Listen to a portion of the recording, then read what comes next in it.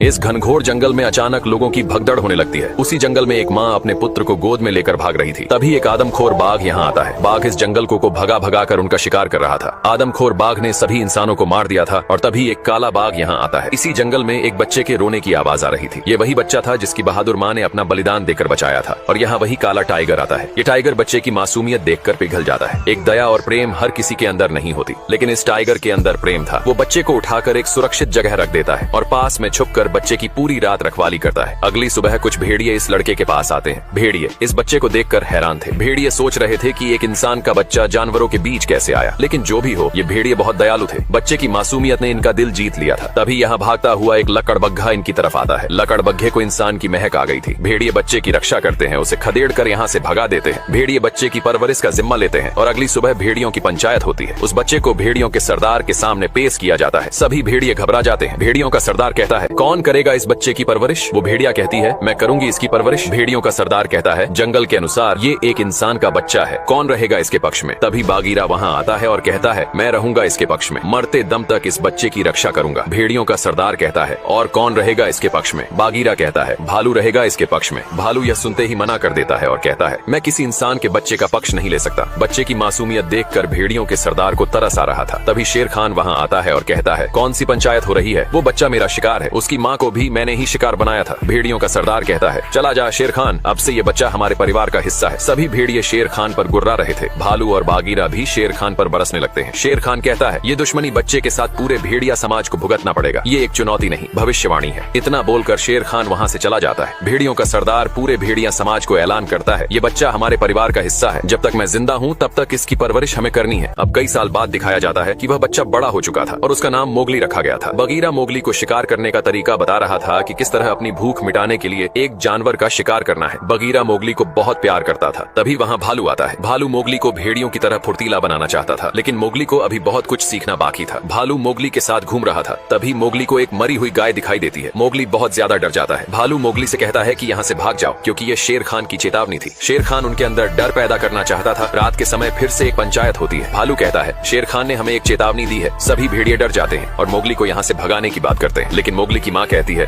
वह मेरा लाला है, मैंने उसकी परवरिश की है। अब भेड़ियों का सरदार भालू से कहता है, शेर खान एक लड़ाई चाहता है। भालू पूछता है, लेकिन लड़ाई किससे चाहता है? भेड़ियों का सरदार कहता है, मुझसे, क्योंकि मैं अब बूढ़ा हो चुका हूँ। बगीरा कहता है, मोगली को इंसानों की बस्ती में छोड़ देना चाहिए। भेड़ियों का सरदार कहता है, मोगली को अभ्यास करवाओ, उसे एक भेड़िए की तरह जाबांज बनाओ। अब अगली सुबह भालू मोगली को अभ्यास करवा रहा था। अब मोगली भेड़ियों की दौड़ में हिस्सा लेता है। मोगली खुद को एक बेहतर भेड़िया साबित करना चाहता था। भेड़ियों का सरदार कहता है, इस दौड़ में जो भी चूक जाएगा, बगीरा उसका शिकार करने में जरा भी नहीं हिचकिचाएगा।